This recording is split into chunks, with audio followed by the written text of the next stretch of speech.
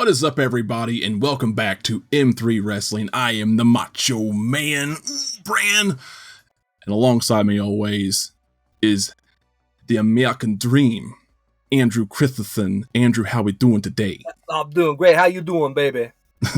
Ooh, it's time to talk a little SummerSlam.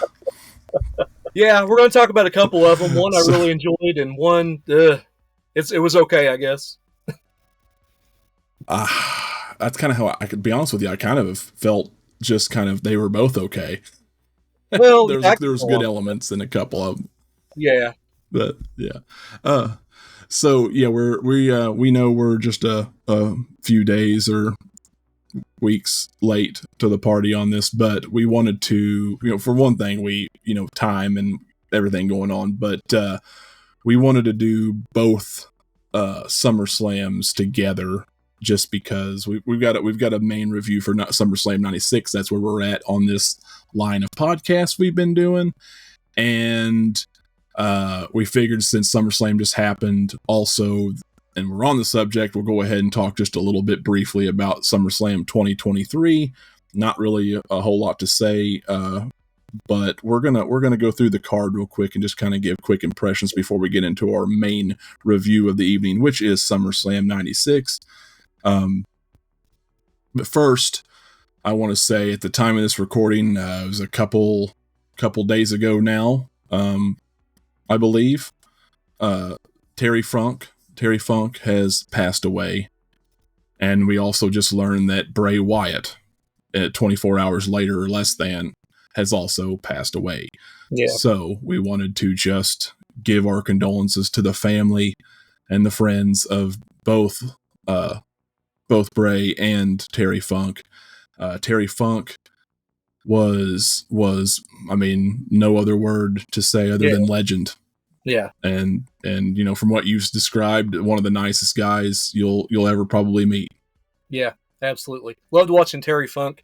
He wouldn't just, when you knocked him out of the ring, he wouldn't just, take a spill out of the ring. He would flip upside down and do all kinds of crazy bumps. And Terry was just really entertaining. They were always so creative. Like, he'd go for the middle rope, but he wouldn't just do that. He'd go like head backwards to the middle rope and hang his leg up on it, and then fall down, and then roll into the underground of the underneath the barrier, and you throw him into a crowd, and he'd come. yeah, just one of the goofiest, just great, man. And obviously involved in some of the craziest matches ever, with Mick Foley, and just super guy. And he was in Roadhouse, man. I mean, come Absolutely. On, one of the best With action Swayze. movies of all time with Swayze, man.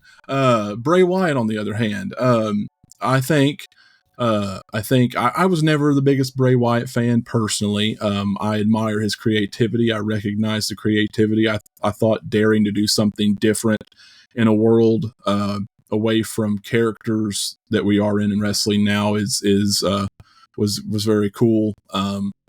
Seeing the Fiend for the first time, I thought was pretty wild because we're obviously very big fans of horror movies and psychological stuff. So that was really neat to see. I probably preferred the Swamp Wyatt family character myself for him, but both interesting. I've just never been the biggest fan. There's a lot more people out there that are farther, much more behind. Was much more behind that dude than I was. I didn't think he was the best in the ring, but I think he was really good on the mic and very creative. I don't necessarily agree he was going to be like the next Undertaker, but all that aside, it doesn't matter because at 36, man, you shouldn't be. We shouldn't have to worry about this. Yeah. So, but still, like I said, man, R.I.P. to both of them guys. Bray Wyatt still, like I said, very creative and gone too soon, and and he had he had a lot more time that he should have had left to maybe prove me wrong. You know what I mean? Yeah. Unfortunately, I never really got to see Bray wrestle. I gave up on wrestling after the Benoit incident and didn't come until you kind of dragged me back in last year. So I have like a gap of 15 years there. So I didn't get to see the guy, but he seemed very creative. Caught up on. Yeah. Yeah, and like I said, condolences to them and all the fans that did love him, man. It's still, like I said, just as a human being aside, man, 36 is way too young. I'm hearing that he had a heart condition, and it's not really clear whether it was brought on by COVID or it was he had it be prior, and then he had COVID earlier in the year and made it worse, and he was battling that and never got over it or something, and then he unexpectedly had a heart attack. That's what's being reported. I don't know. I'm not going to get into all that stuff. It's weird that they just call it was COVID related. I don't know. We'll see what only future will tell on that. But anyway, just condolences to everybody, and just gone too soon. Terry Funk, obviously, it's sad for him too. What did he live to the ripe old age of? Was it 79? 79. Is that what it was? 79. Yeah. It was 80 or 80. Yeah, almost made 80. Yeah, I just read also, not to get too off topic, but I just read Bob Barker died too. Oh wow. Yeah. I think he passed away today, actually, as of this recording. Yeah. Wow. That's interesting. Rest in peace, Bob Barker. 99 years old. Somebody find out where Adam Sandler is. Yeah, and the Price is Wrong. Make sure he didn't have anything to do with it. Yeah. Yeah. I did see a really cool meme. He's like, this dude is such a legend. He didn't even want to make it to the full dollar, man. He just cut out at 99. He's undercut it at 99. Yeah. That's funny. He underbid it, man. That was pretty funny. Anyway, we'll get into wrestling talk though. So SummerSlam 2023. Let me just get out my old handy dandy pocket computer here, and we'll run through this card real quick since it's been three weeks, and I barely remember it. So, 3 weeks. Yeah, it wasn't super memorable. I was like, it is coming back to me now, like Meatloaf, or Celine Dion, whichever version you prefer. It's all coming back to me. Yeah. So the first match on the card, I think this is in the same order. This is from CBSSports.com. So we're just gonna go with it. Logan Paul versus Ricochet, and I think this is the right order. Logan Paul versus Ricochet. Man, okay, so here's the thing. Ricochet is really athletic, really cool. I like he's still just so AAA that he just, I don't know, like I liked him as Prince Puma better than in WWE. There's something about him, he should have never taken that mask off. Just goofy to look at. Yeah. Awesome in the ring, but you know what? If anybody's going to give him a decent match, it's going to be Logan Paul. Logan Paul is better. I've said it before. He is better than he has any right to be at his level. But he's still young. He's still athletic. He's still pulling off crazy stuff, man. The only problem I have. All in all, I thought it was. The only problem I have with Logan Paul is between every move he mugs for the camera, and it gets really annoying. I noticed that after about the fifth move, he looks at the camera like, "Hey, check me out," like every single time. And I do like Logan Paul, and he's like you said, he has no right to be as good as he is at this stage, but that really gets old fast. Yeah, it does. And I think Rhonda had that issue there when she first came in too, but it wasn't so much with the camera. It was just she wanted to talk to the crowd, and she wasn't that great at it. So she wanted, she always wanted. Well, you may not have seen all those, but when she first came in, she would talk to the crowd, and then she'd talk to them and yell at them, and it was really off-putting because she was trying to work them and just wasn't very good at it. Yeah. But Logan is much better in the ring than Ronda Rousey, unfortunately. You would have never guessed that, a few years ago when Ronda's, top of the MMA world or breaking in, and you're like, oh yeah, she's gonna be a natural. Logan Paul's this internet personality turned boxer turned douche, and now he's here and better than half of them. And like I said, I hate it because I don't like him, but I gotta give him credit. He is a natural heel, man, and he needs to learn to work it. And so far, if he can embrace it, I think he'll be all right. Overall, okay match. I give it probably a B. It was entertaining enough. It was kind of high risk, high reward kind of stuff. Not too bad for a couple of mid-carders, I guess, right? Yeah.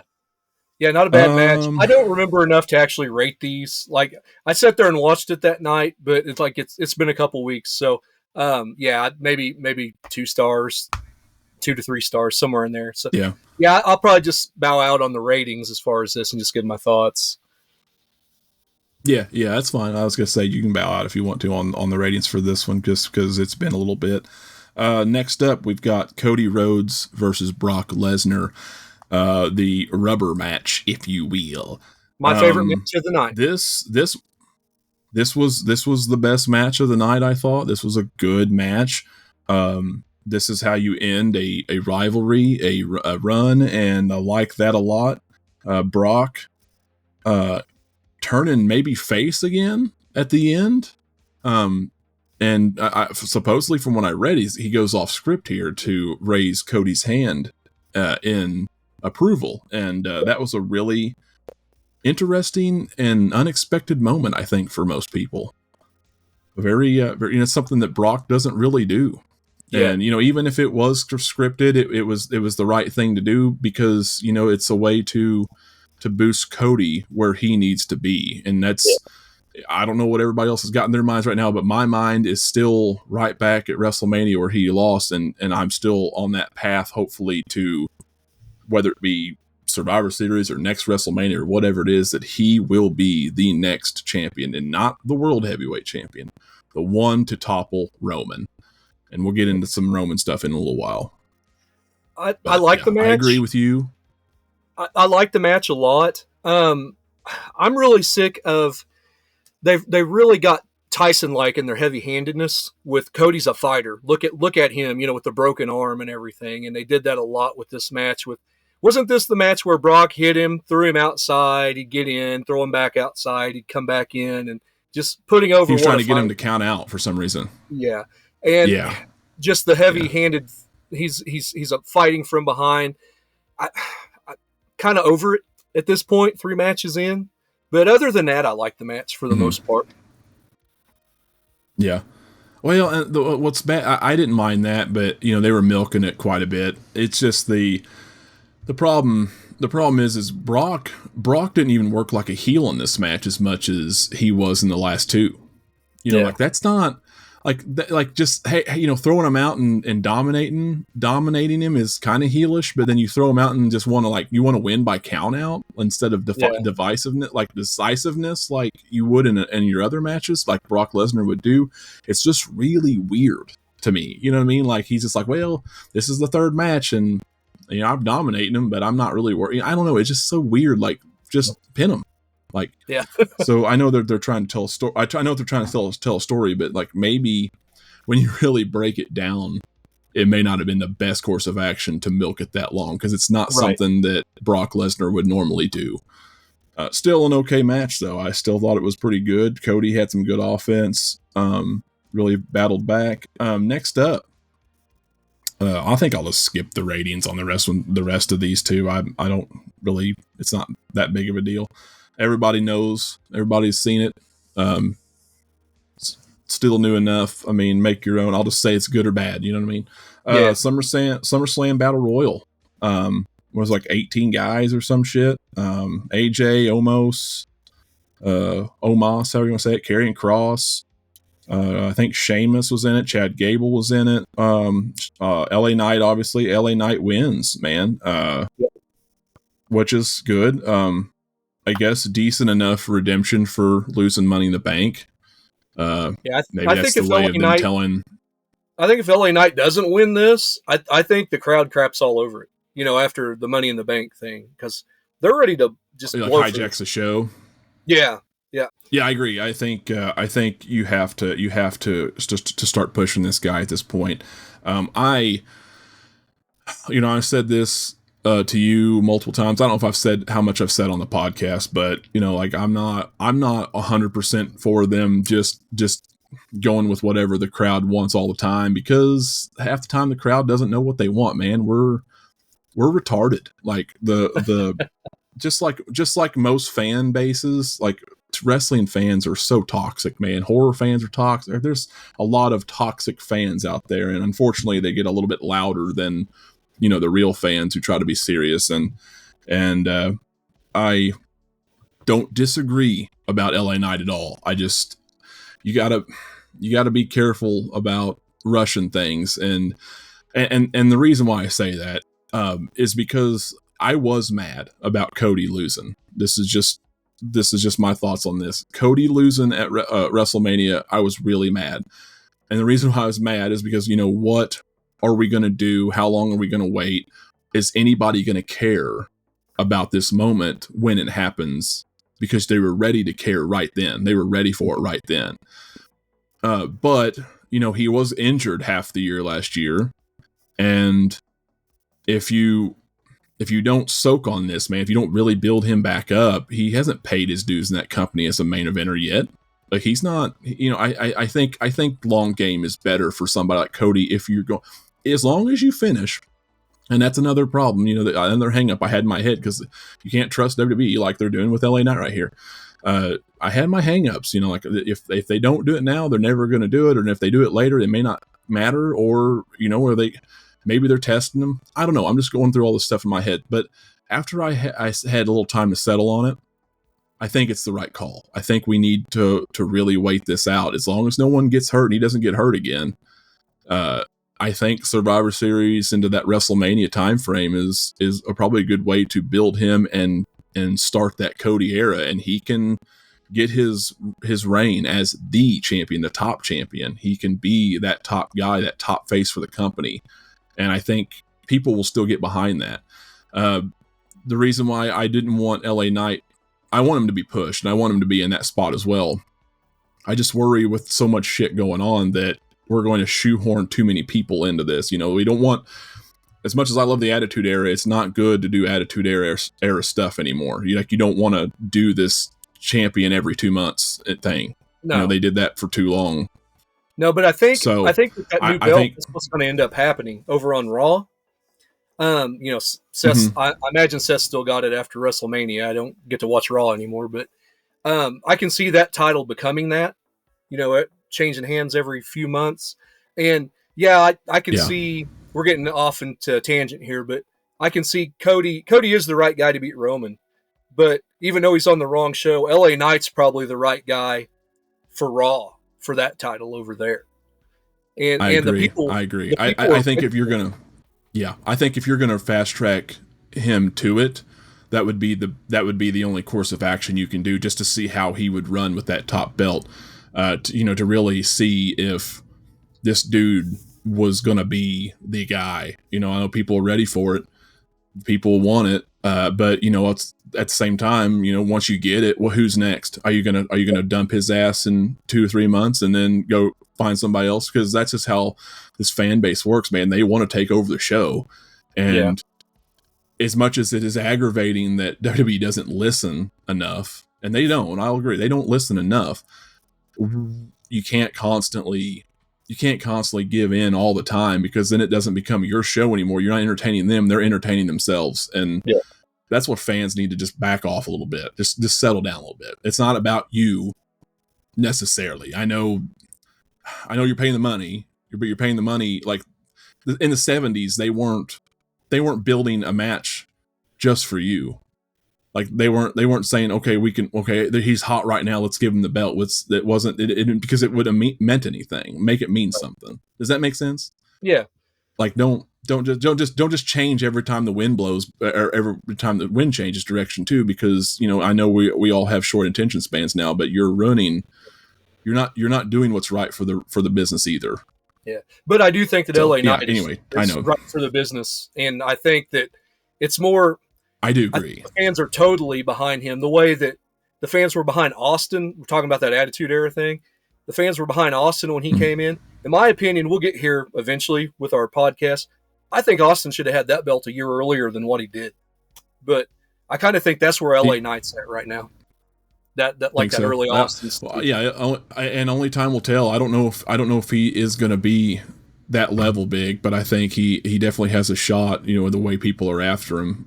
But man, I tell you what, like I said, I worry about LA Knight really, because I think he does deserve it, but I'm worried the fans are going to get what they want, and then they're going to just move on to the next guy, because that's how they roll, man. Like, it's, you know what I mean? Like, that's not.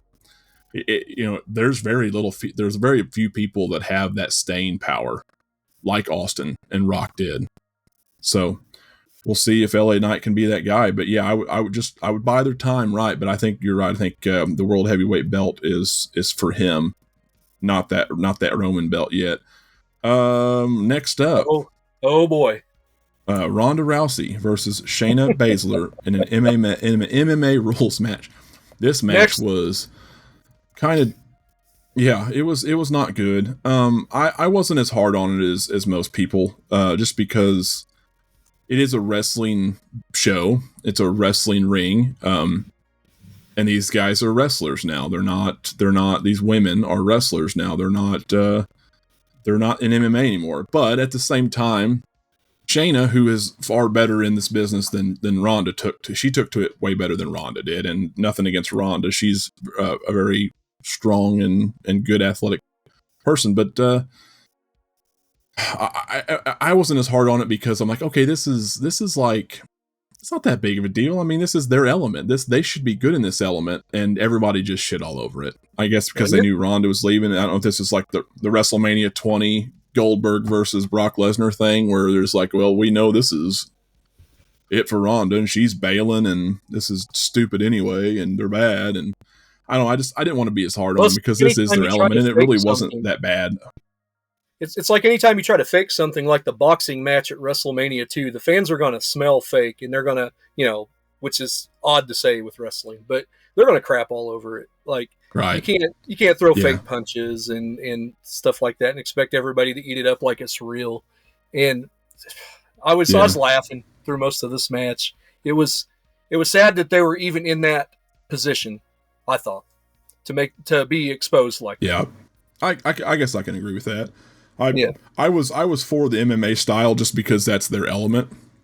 I'm not saying it was executed the best, but I didn't want to just shit down their throats because, you know, that they're them trying something different in their element, because they're not going to be able to come out and they're not going to come out and have a good wrestling match. Come on. So I mean, not that maybe this was the right thing to do, but I think what hurts it is that it was so fast. Like, it was just out of the blue, Shayna turns on Ronda, and then they had this grudge match like 3 weeks later, basically, and that's it for Ronda, and we all know it, and she knows it. And they come out and they do have some hard hitting stuff there, but it's half of, you know, like I said, it's pretty fake too. So, like I said, I don't want to shit all over it, but yeah, it's not all their fault. Yeah. It should have been built up for 3 months, but Ronda, I guess, wanted to go now. I don't know. The only way I really wanted to like her. I told my wife when we were watching this, the only way out of this is to go to Gunther versus Drew next. And they were smart. That is exactly what they did. And won the crowd back. They did. They did. And man, that was a good match. Yep. It was good. It was another, probably I'd say it's probably my second favorite of the night. Probably. I'm all in on Gunther too, man. Gunther, and I like Drew. Especially ever since Drew went away and bulked up and come back, he just looked like a behemoth, dude. And he is awesome. I love Drew. He definitely works well in that WWE system, but he is awesome, and he's a good physical presence, just like Gunther is. Gunther's very old school looking. Yeah, this was a nice hard hitting match. They did really well. I love that Gunther can basically put over the power bomb again, just a regular old power bomb, and it means something. That's pretty awesome. I don't really have a lot to say other than that. Just this, guys need to go watch it. You guys need to go watch it if you haven't already, or go back, and that's top tier match right there. me and Brandon, we both love Gunther, and if you guys cannot admit that, like, watching Gunther is like a throwback to the old days, and just it's my favorite part of the show. Like when he comes out, and I think if you're down on Gunther like our friend Kenny is, and he's probably going to listen to this, you're just fooling yourself, man, because he's excellent. We're gonna get him. We're gonna get Kenny on our side. We're going to. I know he's like, he's not American and he's got a goofy foreign face. No offense to foreign people. He's got one of those evil, ugly, like German officer looks about him, man. But that's what's special about him. Yeah, it's awesome. He looks menacing, and he is. It's perfect. Yep. I say that out of love. Yeah. I say it all out of love. It's a good ugly. You know what I mean? Yeah. He's a pretty ugly is what it is. It's pretty ugly. So next up, I guess we need to move along since we still need to get to SummerSlam 96. So yeah, World Heavyweight Championship, Seth Rollins and Finn Balor. Turns out we had more to talk about for this damn show than we thought. We just get long-winded. Seth Rollins versus Finn Balor. Match was okay. I expect nothing. Yeah, I expect nothing less from these guys. They really played up with the vest and everything. They really played up that old injury angle it was a real injury, not an angle, but they played it up. That old first match for the Universal title. All these years later, I called most of these matches, by the way, of the night. I think I got like 7 out of, was it 8? Was it like 6 out of 8? However many matches there were, I got almost all of them right. I predicted almost all of them. This one here, I just fumbled bad. I was thinking that Rollins was gonna. This is what I wanted. I wanted Balor to win, and then Damian to cash in on him anyway, to really just like, hey, I helped you win, but I'm getting the cash in here because I should be the leader of Judgment, because they have this rift thing going, Yeah. Or have Rollins try to help Balor, but they are unsuccessful in some way. Something happens and Rollins sneaks the win, but then Damian cashes in and takes it, and then now you've got him and Finn still struggle. No cash in here. Yeah, wild. Like what are we even doing? You let Rollins skate by one more month at least with this championship. What are we doing? What are we doing? Well, Rollins is. I like Rollins, and he's a great worker. But I did like the finish where he slid the case in and he ended up taking the stomp on it.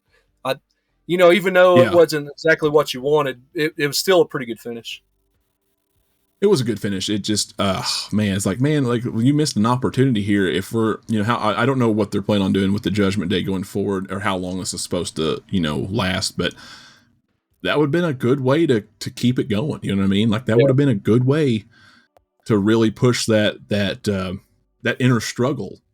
And I don't know what maybe they're going to continue to do that. I haven't been watching much of Raw, so I don't know. Everybody out there can let us know, what's actually going on, because I won't know until Payback. I'll watch Payback this upcoming weekend, next weekend, and I'll get the juicy details then during the video packages. I'm kind of with you on that, though. I'd like to have seen the Judgment Day implode, and then Dirty Dom and Mommy taking charge of the Judgment Day. That would be a lot of fun, dude.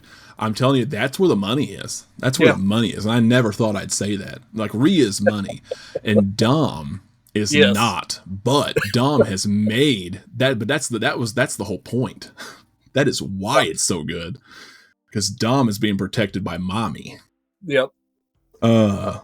I love it. I love that whole thing. I'd never thought in a million years that this would be a thing, and it's happened, and it's great. Next up, the Women's Championship: Asuka versus Bianca Belair versus Charlotte Flair. And here's the thing: we've said it a million times. Multi-man matches, triple threats are dog doo-doo most of the time. Especially now, Sheamus and Gunther and Drew are good at WrestleMania, but everything else sucks. Especially when somebody gets hurt and spends like a third of the match outside waiting for their spot to come back in. Why are you even having a multi-man match when stuff like that's going on? And then go ahead. I don't know. No, go ahead. Go ahead. Say your thing, because I got something.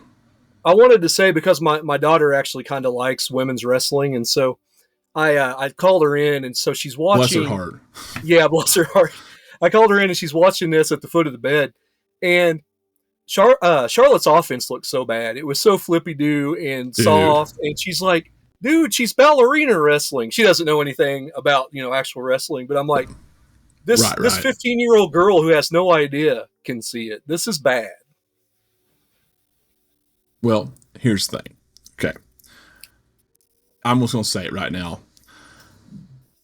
So I'm going to say, before I get on to Charlotte, I'm going to say something. Bianca, I thought Bianca winning this match was garbage, and we'll talk about, obviously it was a cash in, but yeah. First of all, Asuka just got the damn thing. We can't keep Asuka for the title a little bit longer. I mean, come on. Asuka's the best one in that ring. Whether I don't care about people love her. I mean, I don't care about any kind of translation issues. I don't care. People love her, and I know people love Bianca. I don't. I know she's doing it for the kids. They want to do this kid thing, and that's great. It don't matter. She had it for a year. She had it for a damn year. It's time to move on for a little bit. Let's give this a rest. She's not that good. She's very athletic. She's very athletic, and I commend her for that. She looks good in the ring. She looks good. She's got a presence about her that I can understand the stardom to a degree. I don't think she's good on the mic. The long hair flippy do shit is stupid. And it grows stale, and it's ran its cool. I guess if anybody, the thing is, the fact that she won just to take, I would have been severely pissed if she won and took it home. But I'm also kind of pissed because Charlotte, as much as I'm dogging on Bianca, I'm also kind of pissed that Charlotte didn't take the pin. Not that I wanted Charlotte to win either, but I'm glad Asuka didn't take this and then lose it right after, because that just shits down her throat even more. But let's talk about Charlotte Flair for a second. Charlotte Flair has had her 15 or 16 or whatever championships there are right now already in her career. You want to talk about ridiculous. Yeah. She went off and she has messed her face up, and she's been more worried about taking time off and being a diva and being a Flair and messing her face up than she has spent time in the ring. And I don't give a shit about her marriage and all that stuff. That's fine. She wants to go off and do that. But she has done this now for, a year or so? Yeah. Where she just she'll leave and go have a surgery or go do something for an X amount of time and then show up and then immediately get it put in a championship match. So, it's just such a shit position to put all these women in. You put them in a triple threat match because they have to have a match on the show, right? Charlotte shouldn't have been there to begin with. Right. Really. Because she didn't earn shit. And just 16 times at this point in her career. Yeah, just put Io Sky I don't know exactly. I'd have to think on it, and I'm not going to think on it right now what I would do exactly, but I get you get a big money. I guess you want to get a big name in there, but you know what? Charlotte maybe wouldn't be lazy if you didn't give her 16 championships already. Now she's just phoning it in, probably. Yeah. She wants to be her dad. We get it. I heard she's already splitting from Andrade. She's already on a third marriage with him. She's just going to be your dad. The more I hear about her, the more I dislike her. Yes, at one time, she was an amazing wrestler. At one time. But she is just so far beyond what Charlotte Flair used to be 3 years ago, even, that I don't want anything to do with her. Go away. Just go away. And if you want to come back and earn yourself again, then, I'll give you a chance. But right now, man, I'm too mad at her. I can't. I shouldn't even be that mad because I don't like women's wrestling as much. But, let's make this shit make sense. You know what I mean? You're giving her too much. Yeah. The end of this. So, yeah, I mean, so the end of this match actually kind of made me mad. That I don't know, because I don't watch the current product other than the pay-per-views, if Bianca's actually hurt, but the fact that they would insult the audience like that if she's not, and then come back in and hit a 450 splash off the top on a dodgy knee, that just pissed me off. Like that you would do that. Oh, Yes. Look at this fighting champion, whatever. But yeah, that really made me mad and put a bad taste in my mouth. I was glad when the cash-in happened at the end of this. Oh, for sure. But everybody loved it because everybody was waiting for that. She had a big pop. I think was it in Puerto Rico? Yeah. And then they went to London or something too. Like she's had big pops. Like she's popular. I like Asuka more, but I'm super happy with the cash in if Asuka's not going to have it. I wish she would have had it longer. And it's one of those things too. Like, you know, I don't know if I hopefully I didn't contradict myself earlier because it's like I didn't want Charlotte there, because I don't think she deserves it right now. But at the same time, like I don't want Bianca to win, but I'd also like neither, like the one out of both of them. I guess the only one I would settle on taking that win, and I don't want her to win the match at all. They could get one more championship on her belt, but taking that win and then taking the fall almost would have been better in the eyes of me in the cash in than it would have been. Because as much as I dislike Bianca, it would have hurt her. It hurts her just as much to get that win, and then does that make sense? Like does that not hurt her? Do you agree? Yeah. Like you've put this whole thing in a situation now where no one benefits really, except for Io Sky, really, and so it's just weird. Like, what are you doing? And hopefully we get some Io Sky and Asuka matches now out of this. Now that Bianca, is she hurt or dude? And that'd be fine. Charlotte, that'd be fine. Everybody else, Bianca can, go get another surgery. We all know you like that. I don't know. I know I sound angry, and I am. Okay, so I guess we're down to the last match, and we can get on with this show. Oh no, we're on 2 matches. Shit. Roman Reigns. No, wait, we got 1 match, right? Yeah, the one was just. What is this about? Okay. Why is this listed twice? Did they just typo it? It don't matter. Or did they do it? What did they just put it twice? Interesting. I'm on Wikipedia, and it goes to the title match after the Sky win. Okay, that's where I'm at. It just looks like they've done it twice. I don't know what happened. Anyway, don't matter. Okay, so Roman Reigns and Jey Uso, the Tribal Combat match. Okay, so not a bad match. It was an okay match. I like Jey. I love Roman. I don't love Roman, but I like Tribal Chief Roman for sure. Yeah. I am still invested in the I'm ready for it to end, I think now, but I am still somewhat invested in the whole bloodline stuff, the working towards the implosion. I'm still all in on that. I'm still interested to see what happens with that. Obviously I called Roman winning. I didn't think that Jey needed to be the guy to topple Roman. I know he pinned him. He's only the guy. He's pinned him twice now, and nobody else has really done that, I guess. But maybe, I don't know. Anyway, it doesn't matter. Okay match. My biggest problem with the end is not that there wasn't some chicanery, is that it came from Jimmy. Yeah. So like I'm hearing that the Usos like the brothers want to have a match at Mania or something like that. I mean, I don't know if they're about ready to wind down or if they're about ready to, or if they just want to do something now. I don't understand. I maybe that'll be clear to us later. But right now you're like, there's too much shit happening back and forth at one time. Is that how you feel? Like if you're there's. You've got because it's like the reason maybe it wouldn't seem so weird to me if like it didn't fluctuate, like it was like back and forth this last few months. Even when Sami Zayn was still in the bloodline into last year, or the beginning of this year, whatever it was.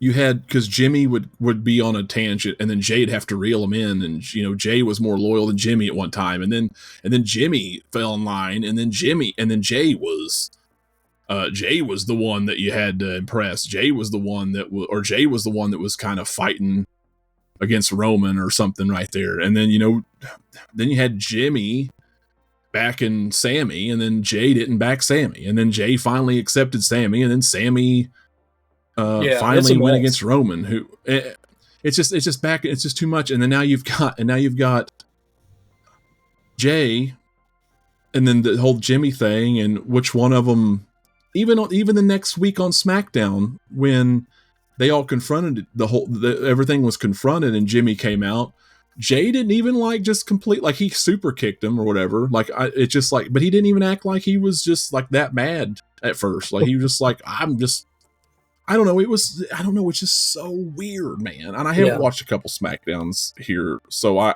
maybe there's something else going on. Jay's leaving. Jay left, I guess. He's going to take time off, and he'll either be back at Payback or wherever. Maybe it's going to be Jimmy versus Roman now. Maybe they're all I don't know. It's too much of a mess to get the bloodline to end. And how much longer are we going to drag this shit out? What else can you do? And when is this supposed to end? Because I don't see how this can last until Mania. Does that make sense? Right. This can't last till Mania. Can't. It can't last till Mania. Maybe Roman goes out on his own, or maybe he goes into hiding, and because he doesn't defend his belt more than 3 times a year anyway, apparently. Maybe he goes into hiding after all this and licks his wounds until February, and they can start building between him and Cody. Mania. Yeah, it's ridiculous. So maybe they do that. Maybe he has the defense at Royal Rumble and then a defense at Mania. But how long can we do this? People. I know that people. I just said earlier we need to build properly, but are we getting too crazy before Mania? Because I feel like that's what this is all going to end with Roman. Maybe not the bloodline, but with Roman. Yeah, possibly. What I liked about this match was I love the lore. The whole tribal stuff. With the lay, and if you beat me, you become the man, and everything. I liked how well that was built up. What I don't like, I do too. I got to ask you a question. Has Roman ever had a fast-paced match? Because this match went 36:05. And there was a lot of drama in it, but I feel like every Roman match is overlong and is overly slow. And like I said, I don't watch the product. It takes 10 minutes to get entrances. Yeah, it's just... with entrances, I bet this went every bit of close to... Yeah. Probably so. It's just... Yeah. It's just wild. And what they did in 36 minutes, if they could have cut out some of the gaga, they could have done in 20 to 25. But that's the biggest problem I had with this. They could have done this in about 18 minutes and 36 seconds. That's what I think. Yeah, right. They could have done this in 18 minutes. Jimmy could have come out and super kicked Jay and 18:33 and boom, done. And then that's it. And then the referee gets slid in and comes on, wakes up. Oh, well, where am I? What happened? And then, there's obviously shit everywhere and doesn't make any sense, but he's just, I guess I'll count because somebody's pinning somebody. I love wrestling for that. So overall, okay show, not great. I didn't hate it. I had a fun enough time watching it. Like I said, that Logan Paul match was kind of exciting. The Gunther match was awesome. Rollins and Finn was good until that damn ending that I didn't really like, but it wasn't, like you said, it wasn't a bad finish, but it wasn't the best as far as excitement goes. Everything else was just kind of gaga.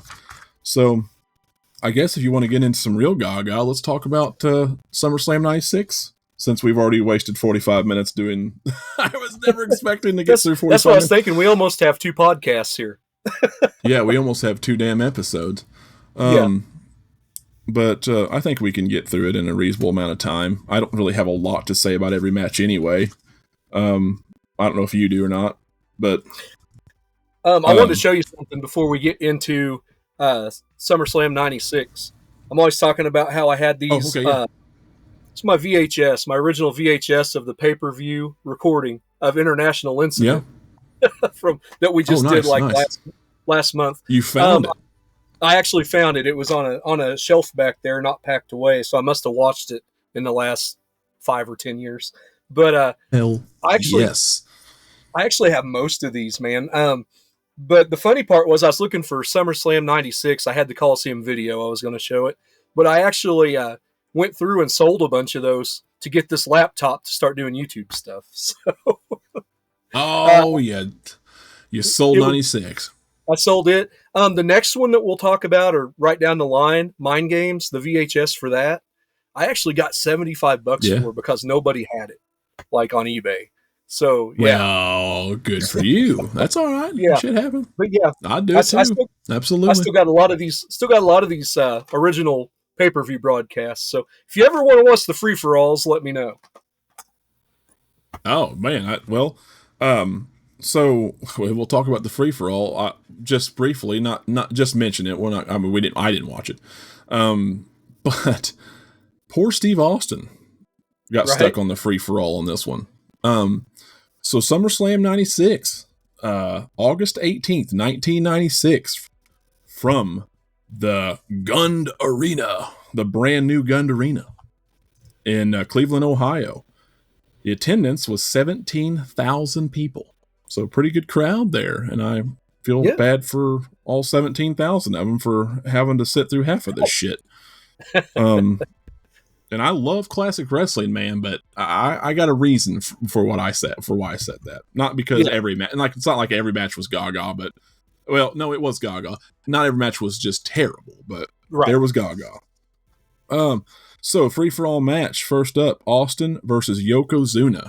1 minute and 52 seconds. I did not watch this. Didn't need to because it's a minute 52. Yokozuna goes up to the top for the bonsai drop. The top rope snaps. He falls over like a fucking sack of shit, and Austin pins him, gets the win. Our King of the Ring winner got shafted to the free-for-all for a match in less than 2 minutes with Yokozuna, who at this time, I love him to death, but he was too big to do a damn thing, and that's why. And it's just... Probably Drek. The second best worker on your entire roster after Shawn Michaels at this point in his career, and you've got him on the free-for-all against a guy who can't wrestle. Yes. So yes, this is supposed to be the year of Triple H on the free-for-alls. He's getting doo-dooed on. Well, I guess he still got doo-dooed on for the curtain call because he wasn't even on this card at all. He didn't wrestle for shit. He didn't do anything that night. How much better would the show have been with Austin, Triple H, and Justin Hawk Bradshaw on this show? You know, you see them in the hallway there during that boiler room match, but that's all the airtime they get. Well, no, Justin Hawk come out during that Owen match. Well, yeah, he did. Wasn't it? Or what was it? He came out and got Savio. Or who was it? Savio, that's right. Savio. But still, having Justin Hawk and Triple H in a match even would have been, or you know what, Triple H, since triple threats are so gaga and they're so good at that anyway, just throw them in a triple threat match.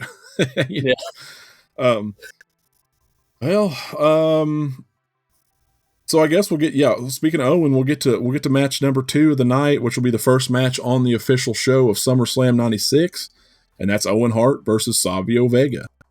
Owen Hart wins in 13 minutes and 23 seconds to a pretty decent match. Savio can go.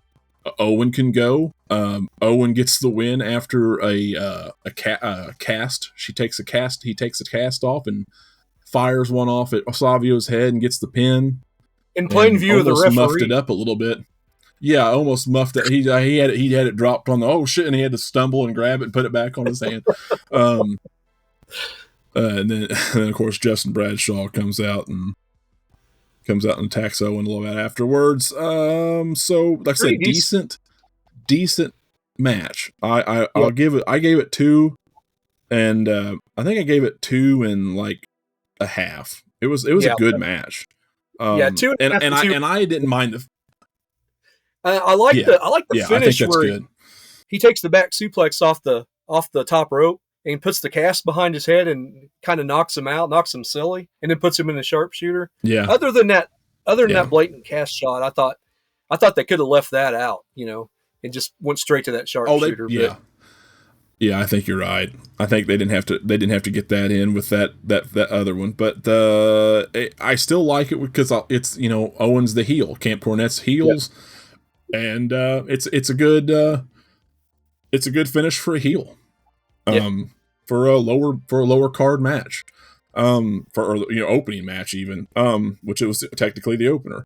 The only thing I have against it's not because it was Drek. It's because I'll just go ahead and say it now. I guess I was going to say it for the end.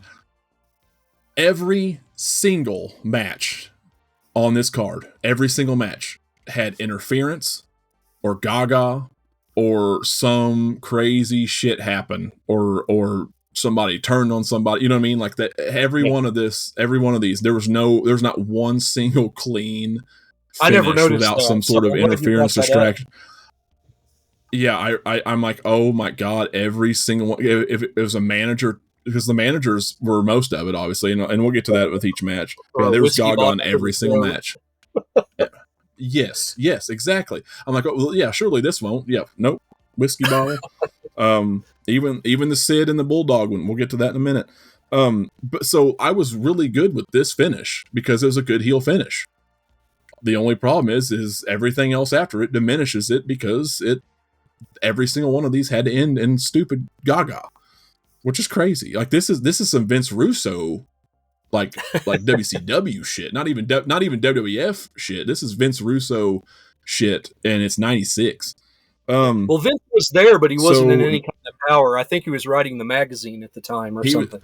He was just in the magazine, I think, at the time. I don't think he didn't get his shot until 98 or. Was it 97 or 8 till he finally got up? April of 97, he finally gets his foot in the door. Okay. Man, and you know what? You got to give him some credit. I mean, he was having shit filtered through Cornette and Vince and creative, but like you got to give him some credit because the show got better. Like everything got better until I think he got the reins loosened on him in 99. That with all the mid carders. I think that's when it kind of got out of hand, into 98. But man, with the right people there around him, he had some okay stuff. I think. I mean, I have to give him at least some credit. Yeah, every now and again. Yeah. I don't want to do that too often. It's going to make me sick.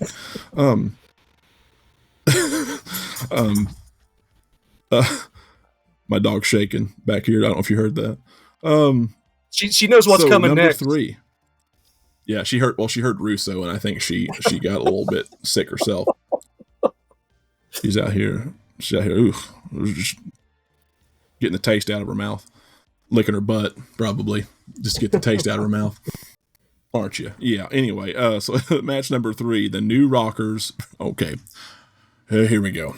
New Rockers, the Godwins, the Smoking Guns, and the Body Donnas in a 4-way elimination tag match, at least, for the tag team championships. I gave this a 1 star, Andrew. This was wild. Yeah, I'll go 1 3/4. The tag division was pretty much Drek at this point, and this is all the usual suspects in this match. One note that I had was at one point Marty Jannetty comes in and gets in some offense, and I told myself, there's a Stone Cold Killer in the ring. And then I thought, oh, no, wait, the Stone Cold Killer's outside the ring with the Smoking Guns. So, oh. Yeah. Too soon. Yeah. There's too many. Man, if you had Benoit in that ring, you would have had a party. Man. That's crazy to say, but no, yeah, oh God, poor Sunny, man. I shouldn't say poor Sunny because she made stupid decisions, but man, what a fall from grace, huh? Yeah. Oh man. This is off topic. I'm sorry to get off topic again real quick, but kind of.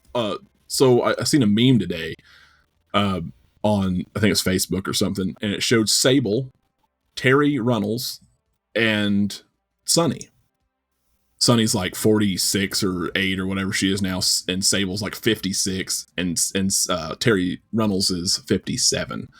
And it showed pictures of them all currently. Of course, Sunny has blown up like a balloon, and she's in her orange jumpsuit, and everybody's making that's making its rounds on social media now. Poor Sunny, and it actually and Sable, it's like aged terribly versus aged properly versus aged gracefully. And Sable has aged properly. Obviously, she's never super pretty in the face to begin with, but no one was looking at her face. And so she just kind of looks like a mildly attractive mom now, 50, almost 60 years old. Terry, who's a year older at 57, looks like $1 million for her age. I never thought I would ever say that, dude. I promise you, because she is weird looking. Like even in the 90s, like even as Marlena here, she was always kind of weird looking. Great body, very plastic, but very weird looking in the face, dude. She looks good. And I mean, not saying much when you put them up against the other two right now, but yeah, and that's saying a lot considering all the stogies that she smoked at the time. Dude, I don't know what was going on. Maybe there was some adrenochrome in those. There were some magic stogies, man. Got those straight Colombian. Yeah. As far as this match goes, I don't have a lot to say about it other than I was watching some of Henry Godwin's offense, and I kept thinking, man, this guy would have been like, if he was born 15 years sooner, he would have been a great like territorial champion for somebody like in Memphis or Alabama or somewhere. Who's that? I think he was kind of in the wrong era. Henry Godwin, yeah. Oh yeah. Yeah, I agree. He's a powerhouse. Yeah. I think him in early 90s WCW or maybe like 86 Mid-South would have been pretty solid. Yeah, he would have fit right in. He would have been. I think about 86 Mid-South taking on like Butch Reed or something. That'd been awesome. Yeah. I bet that'd been good. Okay, well, let's move on to that. Smoking Guns retained, by the way, with some shenanigans. Oh, by the way, and the thing is, it's so stupid because they had Henry Godwin had him beat, had Billy beat. Yeah, in the middle of the ring. He hit the reverse, the slop drop, the reverse DDT. Had him beat, and then the referee gets distracted by Hillbilly Jim, who's threatening to dump the slop bucket on Sonny, and then so that allows Bart to get up on the top rope and then do a diving double axe handle elbow or whatever on top of Henry, and then puts Billy on top of him and gets the pin. Yeah. Like, so Hillbilly Jim actually screwed them out of that shit. Yeah. Country Boy can survive, but he can't, work out a decent finish to his match. Well, they quit worrying about that slop bucket, man. You gotta quit. Put those scraps in the fridge for a little bit. Focus. I mean, gosh dang, this was 13 or no. What was this? This was 12 minutes and 18 seconds. You can't leave your slop in the back for 12 minutes. Come on now. Leave your food in the fridge, man. Come on, write your name on the bucket. No one's gonna touch it. I promise you. Have you seen the shit in there? No. Match number 4, Psycho Sid versus British Bulldog. This went 6 minutes and 24 seconds with Mr. Psycho. As it should have. Some call Sid wins this. And dude, the crowd was hot for Sid again, like always. The crowd was loving Sid. Good stalling suplex on Sid again too. Second pay-per-view in a row. Wasn't quite. I don't know if it was long as the last one at International Incident, but this was good too. This is my notes. Chokeslam by Sid looks like garbage, and it always did. I don't know why. I always liked his power bomb, even though it's kind of a lazy power bomb. It wasn't near as lazy as Kevin Nash's power bomb. And his choke slam I always thought looked kind of weak and goofy. You know, you can't get any better than Taker or Kane though. Really, I don't think. Yeah. Big Show had a decent one for a little while. Distraction by Cornette to get Sid, because Bulldog had him he did the running power slam on him, which by the way looked goofy as hell because Sid's like 7 foot, almost 7 foot tall, and British Bulldog is a little bit shorter and stocky. So he had him over his shoulder, right, and he's got this long old spaghetti legs just hanging off, 2 counties the away. backside of him. But anyway, he drops the man, and of course, you know, he gets up, doesn't pin him at all, gets up because Cornette and the other dude, what's his name? Do you remember his name? Oh, crossing T's and dotting I's. Clarence Mason. He tells the truth. Clarence Mason was arguing. Yeah, Cornette was arguing with him about something, I don't know, probably ate one of his cheeseburgers, and he's out there all pissed off, and he's, yeah, motherfucker. So he finishes that. They finish that off. Sid gets the power bomb on Bulldog after the referee, or after Bulldog's distraction by Cornette. Once again, somebody else costing somebody else a match, not even intentionally. You know, like just weird. Yeah. I think I already said the time on this one, right? 6 minutes 24 seconds. Sid gets the win. I gave it a 1.5 stars. Just 1.5 stars, man. Yeah, I'll go 2 stars on this, and this is when they're starting to put the rocket to Sid, because this is the night that Vader kind of, you know, shows them that he's not the guy, and so they have to transition and go a different direction. And you know, good thing they made him look so convincing, because that's the way they had to go. Yeah, absolutely. I think that covers all that. So number 5. Mark Merrow versus Goldust. So Stone Cold didn't get on the main card, but Mark Merrow did. And I'm okay. I'm not okay with that, but I'm good with Mark Merrow being. We've talked in length, I think, pretty much every damn podcast at this point about how Mark Merrow is underrated. And he does okay for the most part here. I think this is a solid match. I gave it 2.25 stars. Yeah. I thought this was a great match. I'll go even higher. I'll go 2.5 for this one. I thought it was really good, other than the ending. You know, he promised this spectacular move, and then he delivers it, but it's not the finish of the match. And that kind of hurts it just a little bit. Yeah. Well, and I was going to say, like, if this would have been, I think, up there 2.5, 2.75, 2.5 for sure for me, if the ending wasn't so direct. Yeah, he hits the shooting star press, which is his brand new. Plus, he's got the new gear, which, okay. They're trying to flare him up a little bit. Him and Sable get the sparklies put on, and still can't hide behind that wild ass eyebrow and mustache combo. I prefer the black with Mark Merrow. Yeah, for sure. The black leather and with him and Sable is just the best way to go. I think that original. But anyway, yeah, really good match. His new finish ends up being the shooting star press, which I'm pretty sure he pulled. Didn't he do that at one of the other pay-per-views against Austin or Triple H or something? Like, I could have swore he did that. I don't believe he did. I'm going to go back unless I just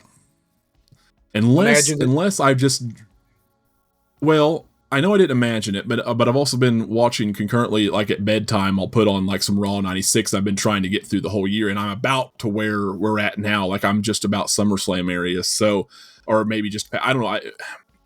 I may have seen him on the match, but I could have swore, I'm going to have to go back and maybe watch a couple, because I could have swore he hit a shooting star press and did it better looking, because he about come down on his head on top of Goldust. Cut it a little so short. I don't know if it rocked him. Yeah, I don't know if it rocked him or just acted like it did, but I guarantee you that was stiff on both of them, because it looked kind of stiff on the landing.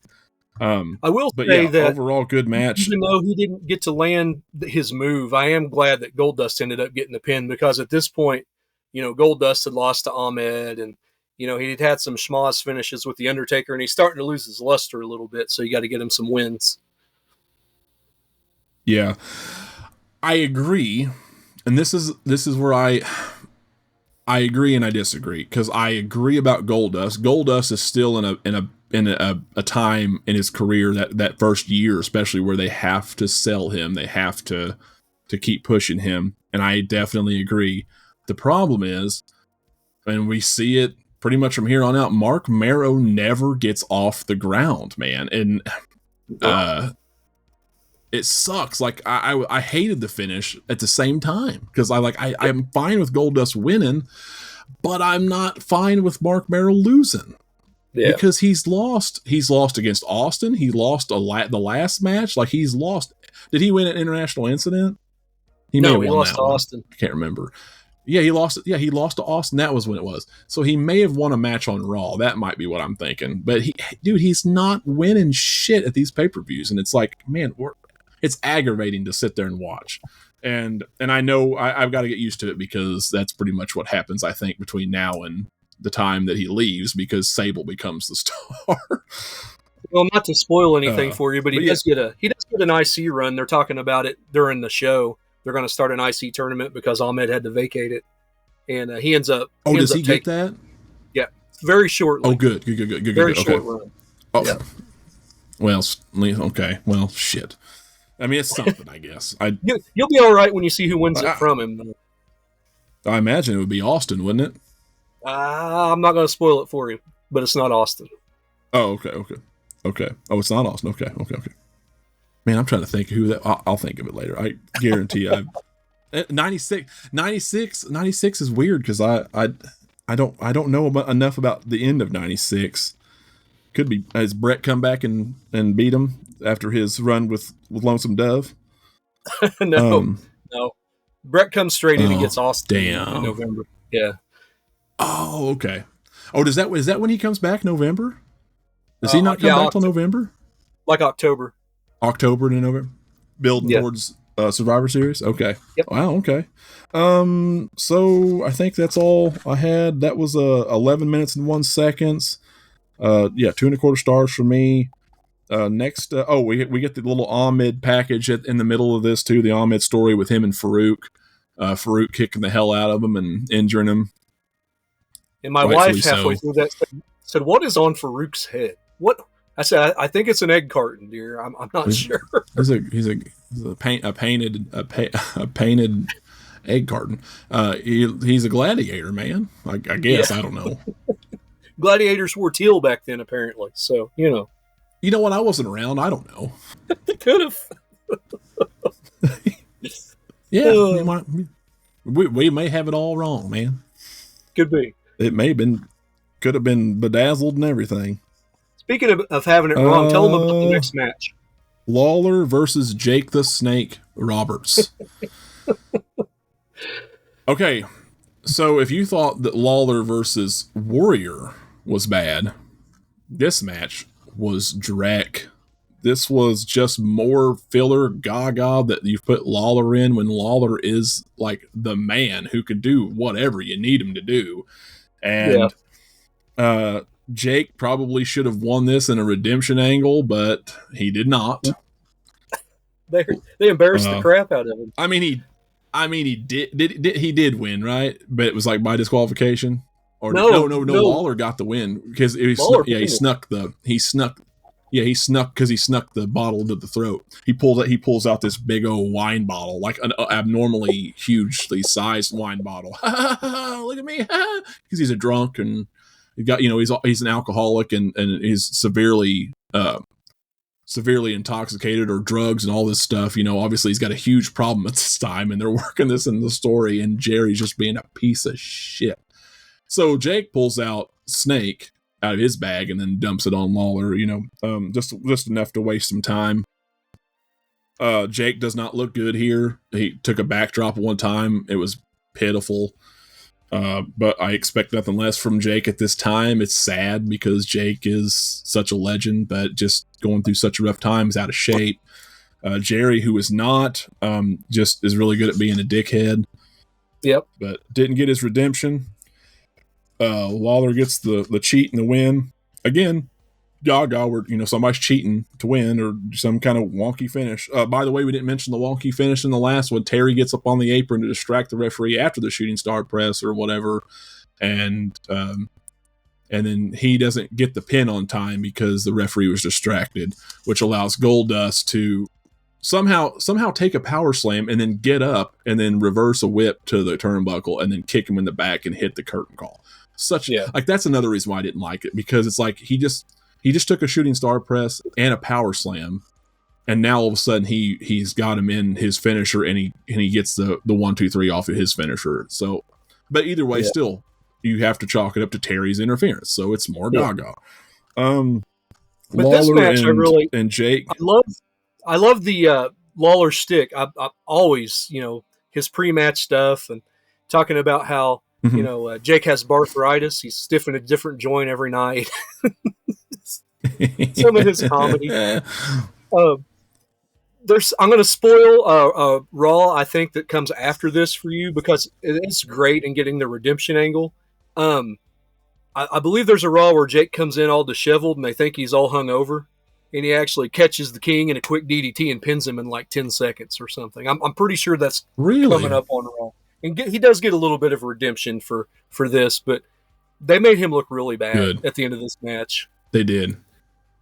Well, I see there was that one spot where he come off the ropes, and I thought he was going to, because he caught him he ducked his head and he caught him, and he was going to do that. I thought he was going to do that DDT, but that's when he picked him up and kind of did this like half-assed back body drop and couldn't get Jake off. Jake couldn't get off the ground and just dumped him on the side almost. This went 4 minutes and 7 seconds long. I gave it a half star. Yeah. I go 1.5. I actually did enjoy it a little bit more than him and the Warrior match, but I think a lot of that was due to the pre-match stuff. But Jake could work a little better than the Warrior could, as far as selling some of Lawler's offense. For sure. So, luckily he didn't have to go too hard because of his situation. So, like, they were able to kind of implement that into the match a little bit. Just wasn't a lot of fun for me, man. Yeah, I get it. And Taker versus Mankind, Boiler Room Brawl, Boiler Room match, first of its kind, right? So pretty significant. I love JR's commentary at one point. It says it looks like a prison riot. That's when they were in the hallway. I thought that was pretty funny. They got up in the hallway. Yeah. This looks like a prison riot. Taker's everywhere. Arm was bleeding. Yeah, this coffee's everywhere. Man, it's hot.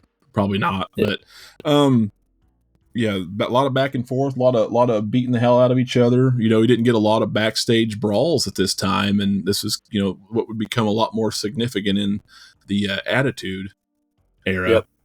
Especially when the 24/7 Hardcore Championship went into effect, and you had Crash Holly defending it all over God's green earth. Yeah. Remember the playpen, the Toyland, the Funland, or whatever? That was hilarious. I like the fact that once the Undertaker enters the boiler room, there was very little commentary. They let the voices and the sounds and the smacks kind of take center stage. And, Mankind and his Leatherface like shrieks, and I appreciate that. Did you there was one point where I thought that Mick did a little bit too much as he was like piling shit up over the door to block Taker in. Yeah, like 10 pounds worth of stuff. Yeah. 10 pounds worth of shit. It's like, dude, it's not that heavy. Calm down. You don't have to like sell the effect. It's like he's still in the ring, like he's trying to sell the ring, and it's drowned out by the crowd noise. So I was really happy when they finally got out into the arena. I was like, oh, thank God. I get it, but it's like the crowd. We don't have to hear this shit for a little bit now. The crowd can drown that out. Yeah.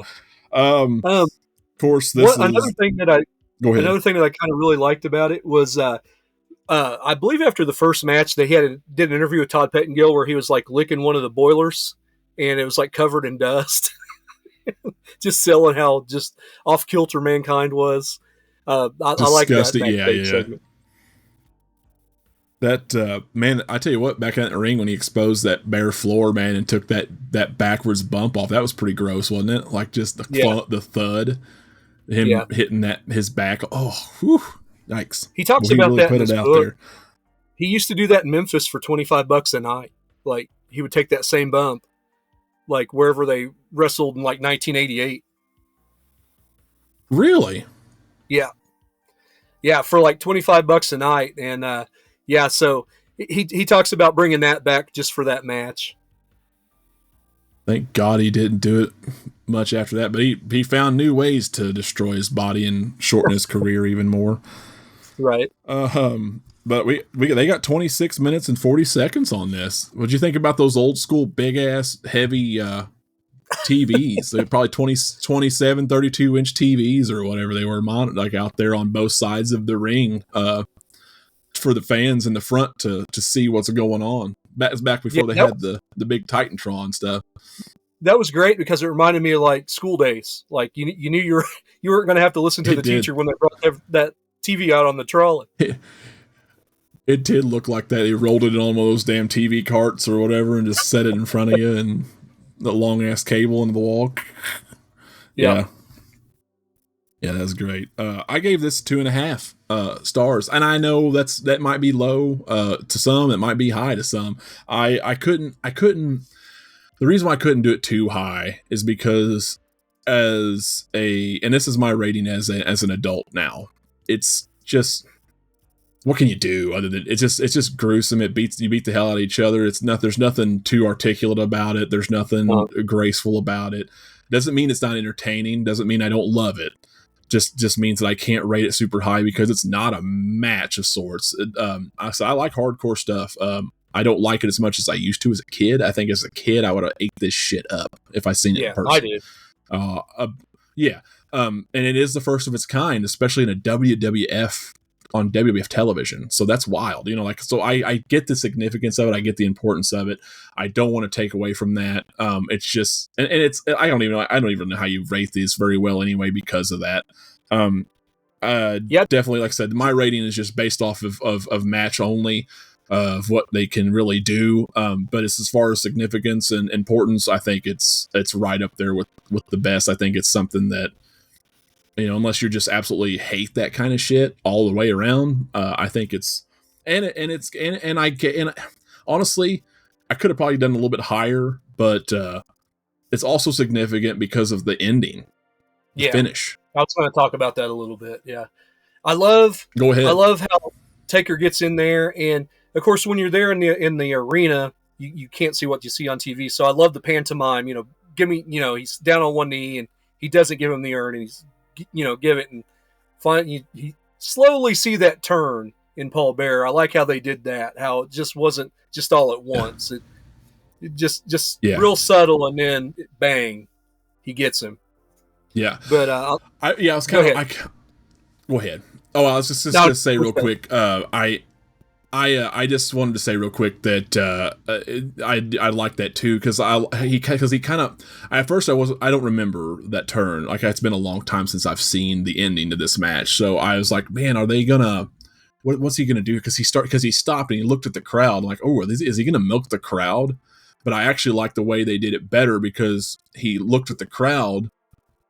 Because you've seen his face, you've seen his face change. Like, he just kind of went blank expression and just kind of looked at him, and then he looked at the crowd, and then when Taker looked up, he turned away from Taker to walk away. So he didn't just milk the crowd like, should I do it? Should I do it? It's because that's too cheesy. But he actually turned away from Taker and allowed Mankind to get up and attack Taker. So I really, really like how it went down. And this is a big moment for Paul and Taker, because you never had Paul and Taker again until the Ministry of Darkness in 1999, or the end of 98. Yeah. So, it'd been right the end of 98. So, yeah. And then again, not again until 04 for a brief run when he returned as the Dead Man. So, it was never the same again. The long run was over. Yeah. And they tease him getting a hold of Paul Bearer for the rest of the year, because he wrestles Mankind and Goldust for pretty much the rest of the year, but he never gets his hands on him. But he gets really close at certain points in time, and they just milk it for everything that it's worth. Yeah, there's a point. It may not be till 97. There was a point where he did the fireball into they did a fireball on Taker, but they did a fireball to to Paul Bearer. It might be 97 because he had that big old patch on his cheek or whatever it was. Because that would have been around the time I think he started hinting that Kane was alive. Yeah. Post WrestleMania was coming. Post WrestleMania 97. Yeah. So So definitely working towards something between Paul and Taker and then eventually Kane. So really cool. Long time coming though, you know. Yeah. What else did I have on this? I don't think I really had anything else to say on it. It's like I said, 2.5. What would you rate this if you could rate it? 2.5's fine. So anywhere from 2.5 to I don't think it's quite a 3, you know, because it is a lot of garbage, but it's told very well. If I go 2 3/4. Yeah, I can. Yeah, and I'm fine with that too. Like it's just if you can't rate them, maybe you can't rate them the same, or if you do, it's just going to end up lower because it is just garbage stuff. And it's like I said, sometimes when garbage is done right, it's perfectly fine. I don't mind backstage brawls. I always love those old hardcore matches because there's a place for those. I don't, not obviously not all the time, but yeah, it's all right. It's all right. If it doesn't, like I said, doesn't mean I can't enjoy it. It just you can't really rate it the same way.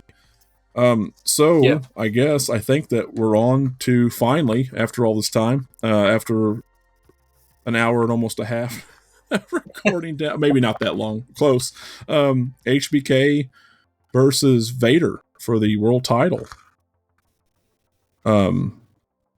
So, by the way, before we get into the deep dive of this, or however deep we want to go, I got to say this match was 22 minutes and 53 seconds long. Yeah, with all the starts and stops. But even still, before I got into that match, I started the card. I looked up the card and I looked up the times and stuff. Started writing stuff down. I'm like, oh my god, how did he get 22 minutes out of Vader? Like, what am I in for? Because I didn't remember this match. But by and large, wasn't bad. Like now, as you said, they found out that night that Vader was not the guy. And which, we probably, and not just hindsight, you can look at his recent matches that we've been talking about here and just know that that's not the case, because he's not the same Vader from 92. But he did good with Shawn, man. Shawn could just about wrestle him up, though, and make it work. Some of those guys, smaller guys, can just do that, and he's one of those guys. And Vader works better like Taker does. He works better with them smaller guys. And Vader and Bulldog would have been bad. Vader and Sid would have been bad. Vader and Yoko's bad, but Vader and Shawn's okay. It's not great, but it's okay. Yeah. He's the perfect guy to catch him with all of his flying stuff that he does, his planches to the outside. Absolutely. At that one point where he victory rolls him from the inside to the outside, that was a really cool spot. And then I really like that spot where he catches him flipping and then power bombs him on the floor. I thought that was probably one of my favorite parts of the match. It just shows that Shawn can hit him with all of this stuff, but Vader's so much bigger than him. One move just brings it right back down. And that happens. And just stops him in his tracks. Gives some rest time for Vader and slows the pace back down a little bit, really, and then helps you build it back up. It's really good. I actually gave this thing 4 stars.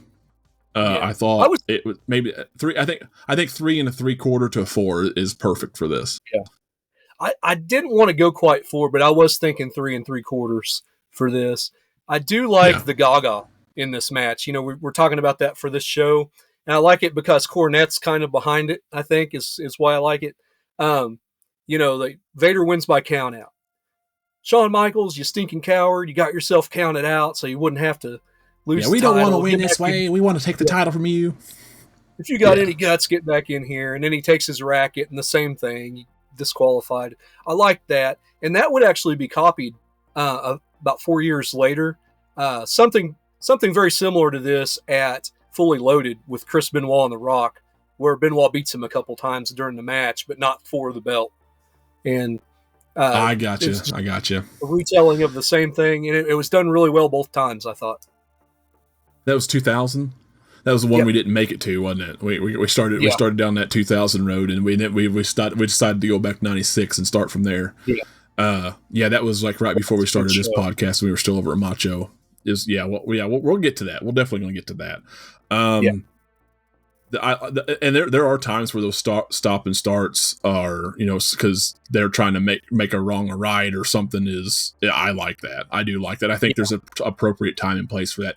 And although it was done a couple times in the same match here, I thought that was okay, especially with Cornette yelling, "No, you're a coward. Do it. This is not how we want to end it," and almost tricking or playing up to the face that he's not man enough to.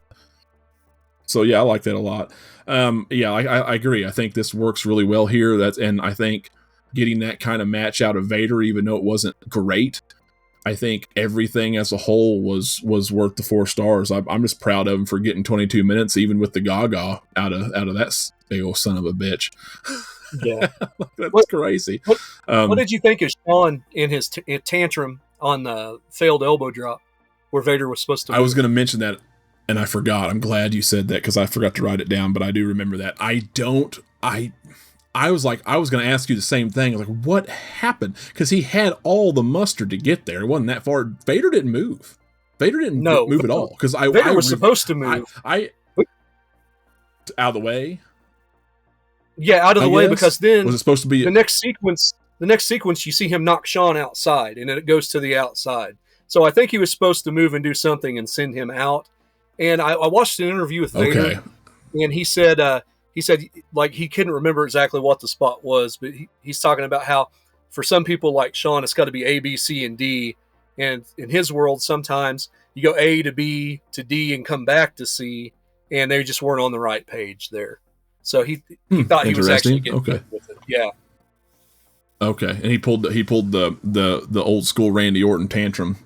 I guess that Randy Orton pulls the Shawn Michaels tantrum. Yeah, I noticed the tantrum, man. I was like, I backed it up, and that makes sense because I backed it up and like, what? He didn't move, so like he didn't do anything, and I guess that's the point. He didn't do anything. He didn't move, but I like he could have made it. He should have just nailed him, and then after the improvise, he could have been like, hey, sorry, I missed it. Well, that's all right. Catch my foot, and I'm gonna go up for the sweet chin, catch my foot, and then send me outside. That could have been. Did you hear Vince tantrum, but that was Shawn at the time. On commentary? Did you hear Vince cover for the whole thing on commentary? I didn't know. I guess I don't remember it. Yeah. I can't remember exactly what he said, but after that happened, Vince said something to kind of cover for the miscue on commentary. I'd have to go back and watch it. I can't. What did he say? Because he's always like, oh, he decided to stomp him instead, or he's like, oh, he just decided to do something. He just stomped him, maybe. But it was already a weird enough spot that he just fell back down his feet and then just decided to stomp him. But the tantrum is what like really makes it noticeable. It makes it even more noticeable. Like he could have came down and stomped. Especially after you see like that in this match, and you see it, in that Bulldog match back at Beware a Dog, and the next month, they're gonna play around with that. We'll talk about it later. But the match with Mankind and Mind Games, they have a little bit of fun with that. Okay. So I'm pretty excited about that one. That was a good one. So HBK Vader. Like I said, I give it. I mean, now that I think about it, 4 might be a little high. I think you're right. There might be more 3 and 3/4, but it's still a pretty solid match out of both dudes. I always like big guys and little guys together, and Vader was never really a bad big guy. No, he was always really good, but he didn't always work well with some of them. But that's what happened. It's kind of the same way with Taker, man. Taker worked with those big guys for years and didn't do anything until about this time, and he finally got let loose. So I mean, that was it, man. That was 22 minutes 53 seconds.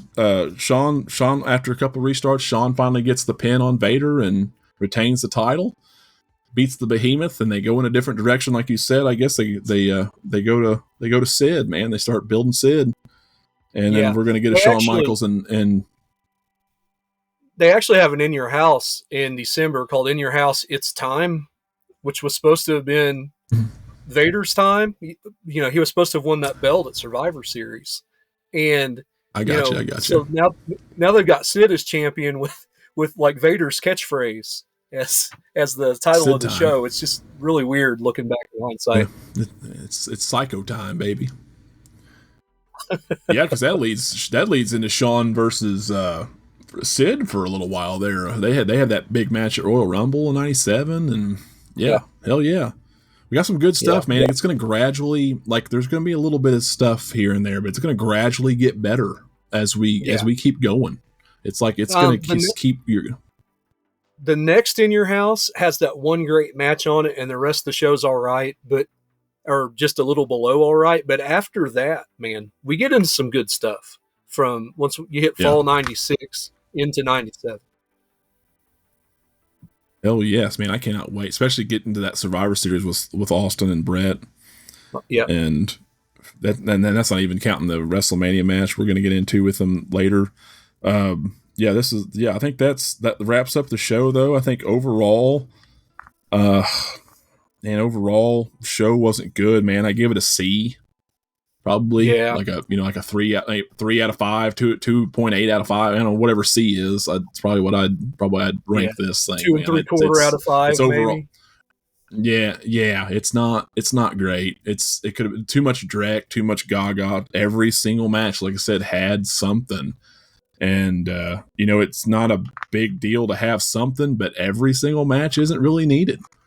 And I noticed about 4 in, I think it was the Mark Merrill match or something. I'm like, man, this is kind of ridiculous that every single one of these, and then it just kept happening. I said, let's see if it changes. And I said, it just never did. It kept happening. Even in that free-for-all, man, the Stone Cold thing, it was the rope break. And it's just something weird. I don't know if that was accidental or not. That might have been part of it, but either way, it's just weird. I'd say it was probably a part of it. Yeah, from everything I heard, Yokozuna really had to pull up on that to get that to come off. So it was designed that way. Yeah. Okay. Yeah. Still, that's just, it's always like I said, what a weird night to be like, yeah, we don't really know what to do. Let's just direct it up for a little bit and we'll get to mind games. Anyway, yeah. So, well, I guess that's gonna wrap it up. We went probably way too long on this one, but that's all right. We got 2 shows out of it anyway. And, next time around, we'll only do 1 show. Yeah. If you're still here, man, thank you very much for that. So next time out, do we still want to? Oh, I know we were talking about doing Hog Wild. Do we want to do that? I'm indifferent. If you want to do it, we can. I'm more inclined just to move on to Mind Games because I want to talk about that match. It's amazing. Okay. But okay, if I want something you want to talk about, well, I'd like kind of maybe I want to kind of cover some WCW on the way too, because and the reason why I say that is because with the birth of NWO also comes birth of Crow Sting, and so I know we're more focused on the birth of Austin and the Attitude Era, but on the other end, that wouldn't exactly work out the same way without this NWO thing and the Sting thing, and I think there's something to tell there too. I know it's hard to get through some WCW stuff right at this point in time, but I think it starts to change a little bit with, because you got him spray painting the title and all that stuff. So I think we should probably at least maybe gloss over it. I mean, we want to maybe do kind of like we did today, but we'll try our damnedest to just gloss over it instead of, since you're indifferent, that's fine. But I think we maybe talk about maybe some highlights of that show. We'll go through it. That's up to you. Yeah, I don't care. I think there's so much there. It probably needs to be its own show if we decide to do it because it's a long 3-hour pay-per-view. So. Well, I'll tell you what. I'll watch it anyway, and I'll let you know, and I'll let everybody else know. I know we're kind of deciding this on the podcast right now in front of everybody, but that's fine. I'll go ahead and watch it because I kind of want to see it anyway, and I'll see if it's enough to like. Yeah, I definitely want to do it. So okay, yeah, we'll just do that. We'll do Mind Games next for sure, and in the meantime I'll watch Hog Wild and see what. Yeah. Because we need to do probably WCW one again. I think near future. Sounds good. So, all right. Well, with that said, we are going to go ahead and wrap up on the day, guys. I want to thank you for listening. If you're still with us, anybody in the future, thank you for listening. stick around because we've got all kinds of stuff to cover from the mid 90s on to the early 2000s for sure. And then who knows where we're going to go after that, but we got so much wrestling to talk about. It's crazy. And then we'll cover we'll keep in line with some current stuff too. Even though it's not always our main focus. For those of us on YouTube, man, drop us a like, comment, subscribe, stuff like that. If you want to get involved in any way, leave us a comment, send us an email for everybody. This goes for everybody out there. Send us an email, m3wrestling@gmail.com. If you want to, for us to talk about anything, if you want to send your thoughts in, you got questions you want us to answer on the show, we get enough of them, we'll just start doing a question segment at the beginning of every show. I think that'd be really cool. So we want to hear from you guys. If you want to do that, please send your stuff in. We'll definitely talk about it on the podcast, and we'll give you a shout out too if you want. You'll find us on pretty much every big major podcast network out there, however you want to say it. Everything in podcast land, wherever you get your podcasts, Google, Pandora, Apple, all of them. We're there. And then of course on YouTube, and we will have this video version up on YouTube as well when it is released. And I guess there's nothing else to say. We'll catch you down the line.